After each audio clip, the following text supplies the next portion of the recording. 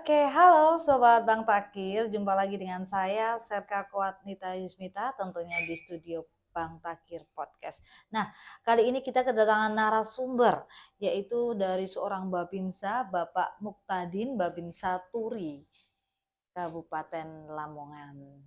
Halo Selamat pagi, Bu. Bapak, pagi. Gimana kabarnya? Alhamdulillah sehat. Oke, aman ya perjalanan ya? Alhamdulillah aman. Oke, Bapak, sambil bercerita ya Pak ya, kita buka dulu dengan perkenalan. Oke, baik Bapak bisa memperkenalkan diri terlebih dahulu agar Sobat Bang Takir ini bisa kenal sosok Babinsa inspiratif ya, kayak kayak termasuk Babinsa inspiratif ya, kalau Ya, membangun masjid itu ya? masjid ya. Oke. Jadi sebelumnya Bapak Muktadin ini, Sertu Muktadin ini dulu itu pernah membangun musola ya Ya, di masalah. Kompi 754 Papua. Lah, saat itu juga Bapak Muktadin ini dapat penghargaan dari Bapak Kasat ya. Ya. Oke, sebelum lebih lanjut ini bisa perkenalan terlebih dahulu, Pak. Monggo. Baik, terima kasih waktu yang disediakan. Selamat pagi, salam sejahtera bagi kita semua. Assalamualaikum warahmatullahi wabarakatuh. Perkenalkan, nama saya Ahmad Muktadin, pangkat Sersan 1, untuk jabatan Babinsa Desa Turi, merangkap sebagai PJS Batu Koramil 081203 Turi. Untuk status saya keluarga, alhamdulillah dikarunia anak yang pertama langsung kembar, Bu Yun. Anak langsung kembar laki-laki dan perempuan itu adalah salah satu karunia yang terbesar yang diberikan kepada saya, selain daripada anugerah yang pernah diberikan kepada saya berupa umroh Harkasat 2014. Itu saja perkenalan saya, Pak. Baik, oke. Jadi ini temanya ini tentang pembangunan masjid atau musola ya di Iya, wilayah betul. terpencil Bapak. Oke, saya mau tanya nih Pak, apakah dalam pembangunan masjid itu ada permintaan dari warga setempat situ atau dari batalionnya seperti itu Bapak? Bisa dijelaskan? Baik, kalau diceritakan Ibu itu mungkin memakan waktu yang lama. Secara Mungkin yang singkat saya singkat aja ceritakan ya. detailnya aja. Oke. Pada tahun 2004 rilisnya itu ada dimunculkan atau batalion baru. Batalion baru ada 3 batalion baru, yaitu 754 yang berada di Timika, 755 yang ada di Merauke, dan 756 yang ada di Wamena. Kebetulan kami selesai pendidikan, diinsetkan ke 754 termasuk batalion baru tersebut. Dalam realisasi batalion yang baru, mungkin sarana prasarananya itu agak terbatas. Kemudian tahun 2007 dikembangkan, batalion itu dikembangkan, yang awalnya kompinya itu menjadi satu sama Mako. Akhirnya 2007 dibangunlah kompi-kompi terpisah, termasuk di kompi saya. Kompinya itu jauh ya dari Makonya itu Pak? Ya sekitar 3 kilo, itu paling dekat. Paling dekat 3 Iya, kilo. Nah, paling sedangkan dekat. Ada yang kompinya di Bapak luar ini jauh? pulau juga. Yang di saya itu sekitar 3 kilo. 3 kilo itu ya. 154. Jadi ada masjid lagi tuh jauh gitu ya? Ya jauh. Jadi mendirikan di situ gitu ya? Iya jauh. Yang awalnya kalau kita para prajurit itu ingin melaksanakan sholat atau ibadah sholat Jumat itu harus kita berjalan dulu, berjalan dulu ke masjidnya masyarakat yang terdekat. Otomatis itu termasuk wilayah binaan kita, bintar terbatas, dalam arti kalau waktu di batalion itu bintar terbatas kita areal 3 kilo sampai 5 kilo itu bintar terbatas kita. Kemudian ada petunjuk lisan dari Panglima Kodam Cendrawasih, Bapak Mayor Jenderal TNI Aye Nasution waktu itu secara lisan diperintahkan tiap jajaran kompi tersebut itu minimal ada tempat ibadah. Nah, kemudian waktu itu masih saya berpangkat prajurit 2, Mbak. Prada. Ya, masih Prada saya, masih Prada. Ya itu masih Prada. Dipanggil lah sama danki saya. Dipanggil sama danki, ditelepon. Ahmad Muhtadin, siap, nanti kamu merapat ke rumah. Siap, dilaksanakan. Saya lari ke rumahnya danki. Kemudian danki saya itu waktu itu agamanya Hindu. Tapi beliau itu masalah agama di nomor satu kan. Nah gitu.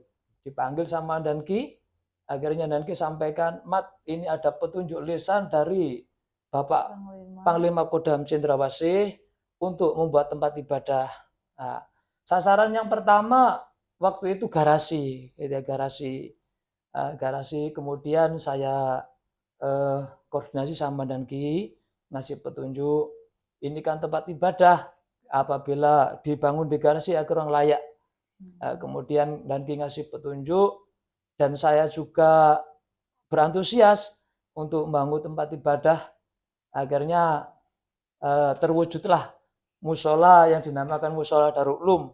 Itu kenapa saya punya keinginan yang teguh untuk membangun tempat ibadah, karena ada suatu kata-kata mutiara dari baginda Rasul, dan itu disampaikan oleh Allah Subhanahu wa taala juga, barang siapa yang membangun tempat ibadah di dunia besarnya itu sebesar sarang burung. Di dunia membangun tempat ibadah cuma sebesar sarang burung, maka Allah Subhanahu wa taala itu nanti kita di akhirat akan dibangunkan rumah yang besar dari emas. Gitu. Yaitu untuk pacuan saya untuk membangun tempat ibadah tersebut. Oke, baik. Kemudian ini masalah sumber dana ya, Pak ya. Dari mana dana untuk membangun musola itu diperoleh gitu maksudnya?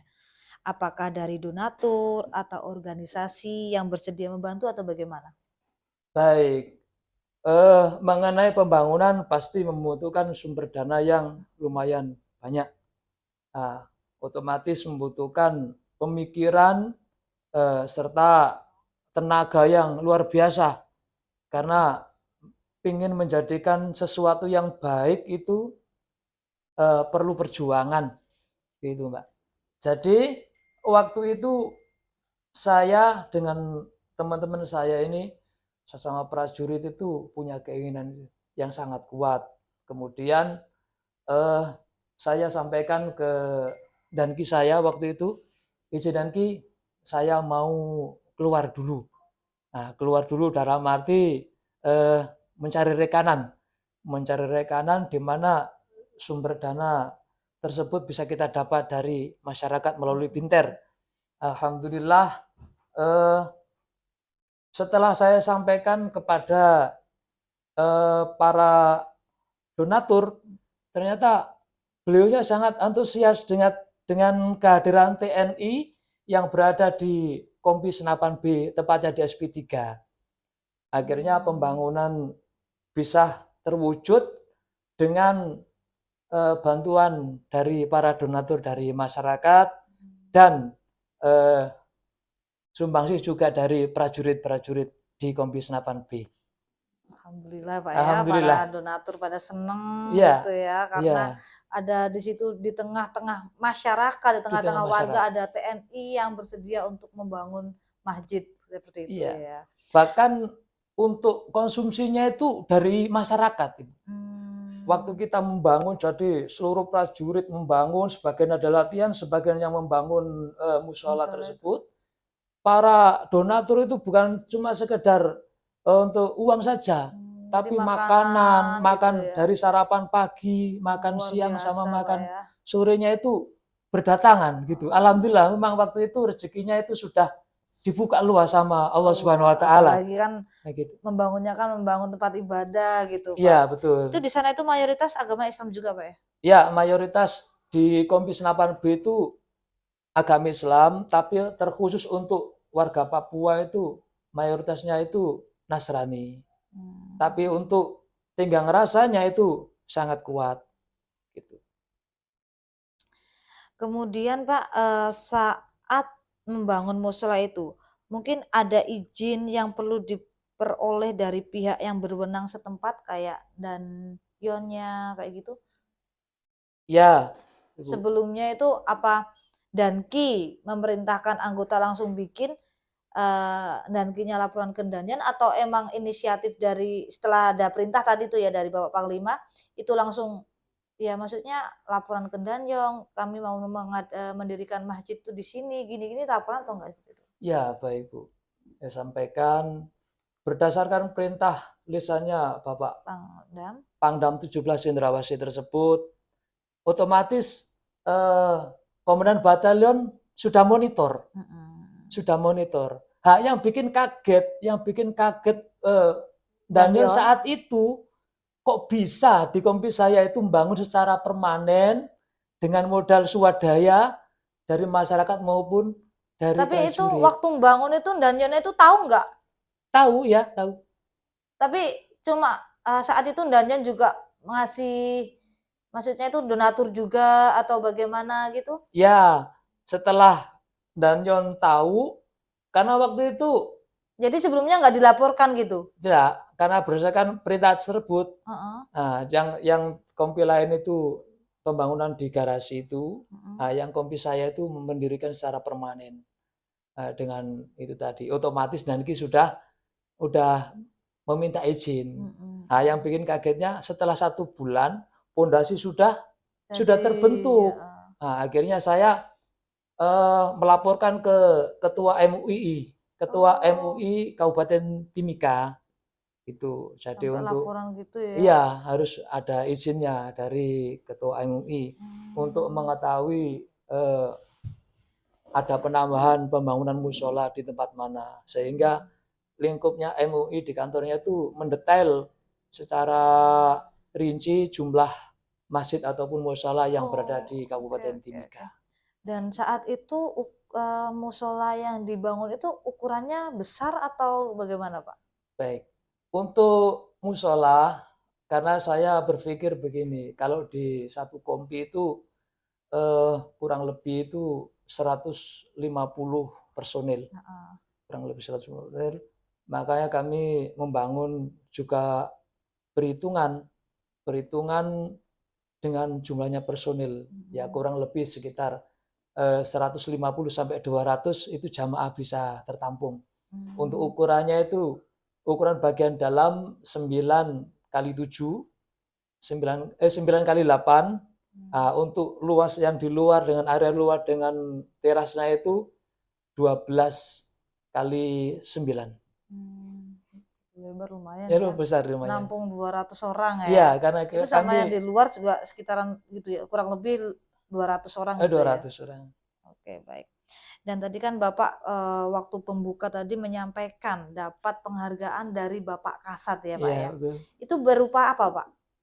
Iya, berupa suatu anugerah buat saya pribadi, berupa diberangkatkan umroh sama Bapak Kasat tahun 2014. Saat itu Bapak Kasatnya siapa?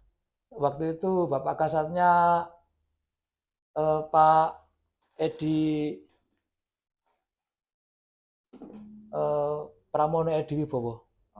Jenderal TNI itu Bapak Kasat itu masih menyeleksi yang mau berangkat umroh atau tahu kalau bahwa dari anggota Kompi 754 Papua ini kan sudah berhasil, udah sukses nih mendirikan masjid musola. Itu diseleksi dulu atau emang sudah dijatah seperti itu? Baik, asal muasalnya ketika kami masih mengerjakan di areal musola itu, jadi memang saya itu bukan pekerjanya langsung, cuma saya yang mengatur teknis pembangunan, teknis Teknis di pembayaran lapangannya dananya ya. itu saya yang teknisnya. Tetapi saya juga ikut serta dalam membangun di situ, tiap harinya di situ. Kebetulan pada hari itu ada pasipes kami itu. Letu Infantri Bapak Riji datanglah ke kompi kami, terus menanyakan, istilahnya lihat saya dalam mengerjakan musola tersebut, lihat saya. Nah, Kapten Letu Infantri Riji itu menanyakan ke saya, bikin apa Mat? Gitu, siap izin, lagi bikin waktu itu pagarnya sudah berdiri, bikin pagar apa sih musola. Oh iya, langsung beliau sampaikan, saya minta datamu, begitu. Saya minta data saya diminta sama Pasipes, itu nomor HP, NRP, nama lengkap. Nah, sudah itu saja, Bu. Nah, terus pasi tersebut meninggalkan tempat atau meninggalkan kompi. Tapi Bapak itu nyangka nggak kalau kedatangan pasi waktu tanya-tanya ke sampean nama NRP itu mengiranya mau didaftarkan umroh kayak gitu, menyangka nggak? Nggak nyangka, Bu. Dan pasi pes tadi itu ke situ itu apa emang kebetulan atau eh, emang mau melihat musola atau emang tiba-tiba sudah ada niatan dari mungkin mau mencatat nama-nama yang mau ingin didaftarkan umroh gitu? Kami kurang tahu persis, yang jelas waktu itu pasti lihat ke pembangunan musola. Nah, Jadi temanya ke situ kunjungan lihat kunjungan musola itu musola ya. ya. Kami juga pada intinya saya melaksanakan tugas apa yang menjadi wewenang saya kerjakan dengan sebaik mungkin, dengan tulus dan ikhlas, itu saja. Nggak ada pingin di ini nggak ada.